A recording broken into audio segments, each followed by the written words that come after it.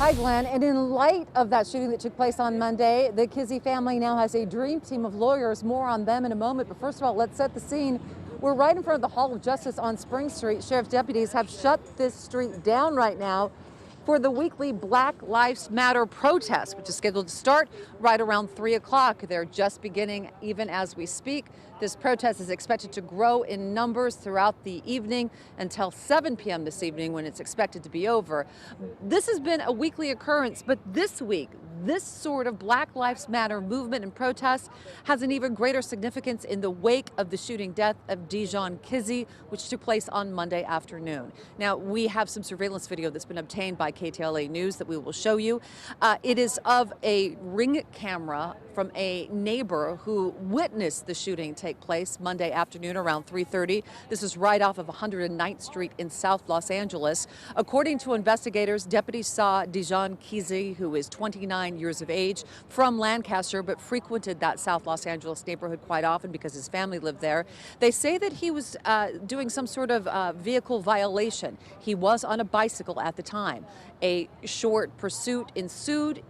As we understand, Kizzee got off of the bike, began running. There was an altercation with deputies where Kizzee actually punched a deputy in the face. At that time, he dropped a pile of clothes that he was holding, and that's when deputies say that they saw a handgun. They say that Kizzee reached for the handgun, and that is when they opened fire. As we understand, and from what we've seen on this surveillance video, Kizzee was shot as many as 12 times. Some people saying he was shot as many as 20 times. He was pronounced dead at the scene. In the days that have followed, there have been public outcry and public protests, and now the family has retained what they say is a dream team of civil rights lawyers, including Ben Crump. Ben Crump is also the attorney known from Tallahassee, Florida. He is currently representing the Blake family, Jacob Blake's family out of Wisconsin. And then you have Carl Douglas. Carl Douglas is a fixture here in Los Angeles. He was a member of the O.J. Simpson Dream Team.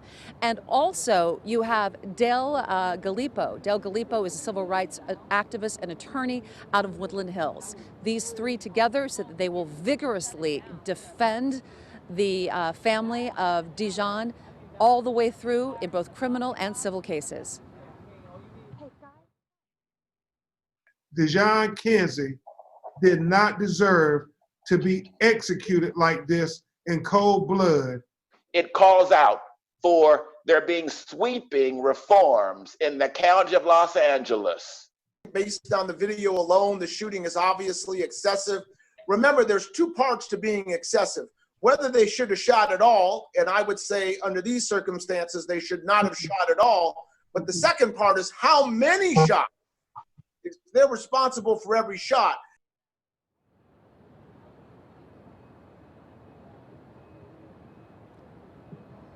The deputies involved in the shooting have been placed on administrative leave, and at the time they were not wearing any sort of body cameras. Body cameras are not required as a part of the uniform for the Los Angeles County Sheriff's Department. We'll keep you updated, but for right now, that is the very latest from downtown Los Angeles. I'm Wendy Birch, and I'll send it back to you.